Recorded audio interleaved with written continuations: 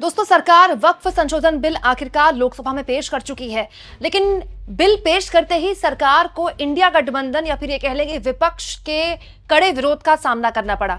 जैसे ही दोस्तों किरण रिजिजू ने, संसदीय कार्य मंत्री और अल्पसंख्यक मंत्री, उन्होंने ये बिल पेश किया, विपक्ष की तरफ से सांसदों ने खड़े होकर नियमों का हवाला देते हुए बिल का विरोध किया। सबसे पहले कांग्रेस पार्टी के सांसद केसी वेणुगोपाल खड़े हुए ये कहते हुए कि आपने पूरा वक्त ही नहीं दिया हमें, और पूरा वक्त देखकर कम से कम हमें बिल स्टडी करने का मौका तो दिया होता। हालांकि इसका जवाब ओम बिरला ने केसी वेणुगोपाल को दे दिया। इसके बाद दोस्तों आरएसपी के सांसद एनके प्रेमचंद्रन खड़े हुए और उन्होंने नियमों का हवाला देते हुए कह दिया कि आखिर जेपीसी किसी बिल में इतने बड़े चेंजेस कैसे कर सकती है। दोस्तों स्थितियां ये आ गई कि अमित शाह को खड़े होकर इस पूरे के पूरे मसले पर जवाब देना पड़ गया, और अमित शाह ने कांग्रेस पार्टी को निशाने पर लेके कह दिया कि ये कांग्रेस जैसी कमेटियां नहीं है, ये वो कमेटियां हैं जो दिमाग भी लगाती हैं और कि हम केवल ठप्पा नहीं लगाते।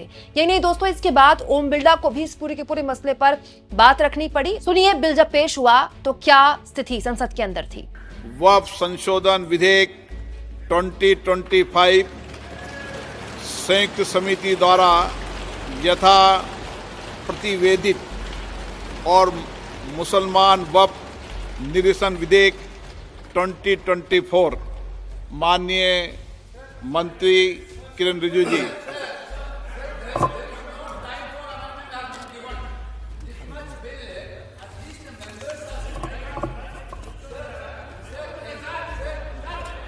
हाँ बोलिए। दिस टाइप ऑफ बिल, इस प्रकार का जो विधेयक है, जब इस सभा में लेके आते हैं, कम से कम माननीय सदस्यों को अधिकार होना चाहिए कि संशोधन का अधिकार हो। कल हुआ था क्या कि सदस्यों के ध्यान में लाया गया दोपहर बाद में, फिर जो संशोधन है और 3:30 बाद में खत्म हो सकता है। कैसे संशोधन दे महोदय, ये आप जो विधायक को डरा धमका रहे हैं एक तरह से, उनको सदस्यों को संशोधन देना होता है।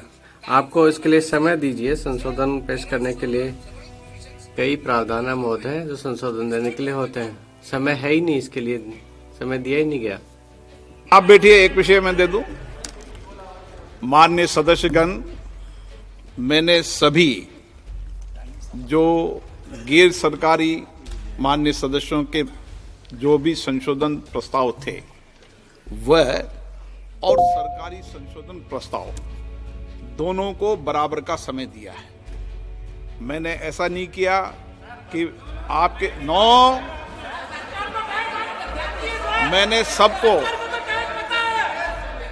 मैंने जितना भी समय गैर सरकारी संशोधन को दिया है उतना ही समय सरकारी संशोधनों को दिया है। मैंने दोनों में कोई अंतर नहीं किया गया है। मंत्री जी को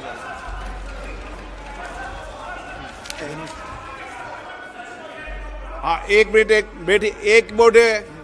एनके प्रेमचंद्रन जी, आप बता दीजिए। सर, माय पॉइंट ऑफ महोदय, मेरे व्यवस्था का प्रश्न यह है, वो नियम 80 का है जो कार्य संचालन नियम के अनुसार है, और नियम 376 है, और कॉल और शक दर का प्रश्न 650 भी है। अब ये सभा वो एक विधेयक पर चर्चा कर रही है, वक्फ संशोधन अधिनियम 2025, जैसा कि संयुक्त समिति द्वारा यथा प्रस्तावित है। हम मूल विधेयक पर चर्चा नहीं कर रहे हैं, ये संयुक्त समिति द्वारा यथा प्रस्तावित पर चर्चा करते हैं। अध्यक्ष महोदय, सीधा मेरा प्रश्न है कि संयुक्त संसदीय समिति के पास ये अधिकार है कि वो नए प्रावधान इस विधेयक में जोड़ सकते। ये संयुक्त संसदीय समिति के अधिकारों में नहीं आता है। बहुत सारे नए प्रावधान, उन प्रावधानों के बारे में मुझे कोई उपलब्ध नहीं है। 2A भी प्रशंसनीय है, कोई आपत्ति नहीं है, बहुत ही गंभीर बात है, तकनीकी मुद्दा है। देखे, यहाँ तक कि सभा के पास भी अधिकार नहीं होता है। प्रतीक्षा करिए, आप उत्तर बाद में दीजिए, आप मेरे बाद में उत्तर दे सकते हैं। यहाँ तक कि जो संसदीय लोकसभा है उसके पास भी ये अधिकार नहीं है कि नए प्रावधान जोड़ दे, जबकि आप नियम 81 को सस्पेंड नहीं कर देते, नियम 81 क्या कहता है? वो ये कहता है कि निम्नलिखित जो शर्तें हैं किसी भी संशोधन के लिए निर्धारित होते हैं। कोई भी संशोधन विधेयक के अनुसार होना चाहिए, जिससे संबंधित बहुत सारे प्रावधान हैं नए मसौदा विधेयक में, और अन्य प्रावधान भी इसमें किए गए हैं जो इस प्रकार नहीं आते अधिकार में। यहाँ तक कि इस अधिकार इस को भी शक्ति में जब तक मैं आपसे पूरी तरह सहमत हूँ, मंत्री के पास अधिकार होते हैं, वो संशोधन पेश कर सकते हैं और वो संयुक्त संसदीय समिति भी सिफारिश कर सकते हैं, लेकिन नए प्रावधानों को नए प्रस्तावों के अनुसार नहीं आ सकते, जिसके प्रकाश अधिकार नहीं। मैं कौन सेक्टर का उदाहरण देता हूँ।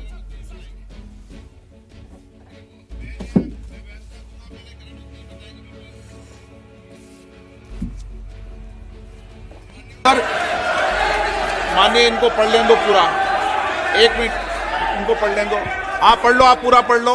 सर हाँ। Sir cowl and sector page 615 जो प्रश्न है विधेयक उसमें नियम से संबंधित हैं और उनके अनुसार जो विधेयक से संबंधित नहीं है, समिति के जो संशोधन के लिए जो मूल अधिकार हैं वो जब भी अनुमति दी जाती है, उदाहरण समाप्त हुआ। इसका मतलब जब तक सभा को ये निर्देश नहीं हो सकता तब तक कि वो नए प्रावधान विधेयक में नहीं जोड़ सकते। ये संयुक्त समिति के अधिकार में आता ही नहीं है। आप बैठिए, ऐसे नहीं चलेगा माननीय सदस्य, मैंने सबको मौका दिया, प्लीज बैठिए आप। बैठिए। माननीय गृह मंत्री जी बोलेंगे। माननीय सदस्य ने जो पॉइंट ऑफ ऑर्डर उठाया है, मैं इसके हार्द को सदन के सामने रखना चाहता हूं। भारत सरकार की कैबिनेट ने इस बारे में एक बिल अप्रूव कर सदन के सामने रखा। आपके द्वारा ये बिल जॉइंट पार्लियामेंट्री कमेटी को दिया गया, जिसका विपक्ष का भी बड़ा आग्रह था। कमेटी ने इस पर सुविचारित रूप से अपना मत प्रकट किया। वो जो मत प्रकट हुआ, वो मत फिर से कैबिनेट के सामने गया। कमेटी के जो सुझाव थे, ये भारत सरकार की कैबिनेट ने स्वीकार किए और अमेंडमेंट के रूप में किरण रिजिजू जी लेकर आए। ये तभी होता है जब ये ऑफिशियल अमेंडमेंट कैबिनेट की अनुमोदन के बगैर आता है। मान्यवर, मैं नहीं मानता इसमें कोई पॉइंट ऑफ ऑर्डर है, और आपका ही आग्रह था कि कमेटी ज्वाइंट पार्लियामेंट्री कमेटी बने। अगर कमेटी ने कोई बदलाव ही नहीं करने हैं तो ये कांग्रेस जैसी कमेटियां नहीं, हमारी लोकतांत्रिक कमेटी है मान्यवर, जो दिमाग चलाती है। कांग्रेस के जमाने में कमेटियां होती थी जो थप्पा लगाती थी। हमारी कमेटी चर्चा करती है, चर्चा के आधार पर विचार करती है और परिवर्तन करती है। अगर परिवर्तन को स्वीकार ही नहीं करना है तो कमेटी काहे को लिए है भाई?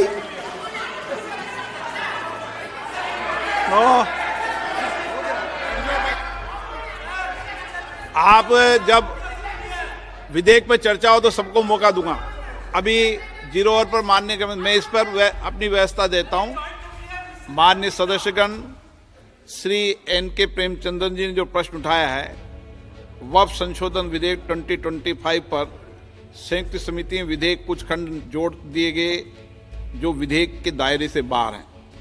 इस विषय पर मैं माननीय सदस्यों का ध्यान कौल और शब्दों द्वारा रचित संसदीय पद्धति और प्रक्रिया की ओर आकर्षित करना चाहता हूं कि संयुक्त समिति की किसी भी विधेयक में संशोधन करने की शक्तियां बड़ी व्यापक और विस्तृत है। समिति किसी भी विधेयक में पूर्ण रूप से संशोधन कर सकती है या उसको पूर्णतः नया प्रारूप तैयार कर सकती है तथा विधेयक के सिद्धांत में परिवर्तन किए बिना उसका पूरा नाम और संक्षिप्त नाम भी बदल सकती है।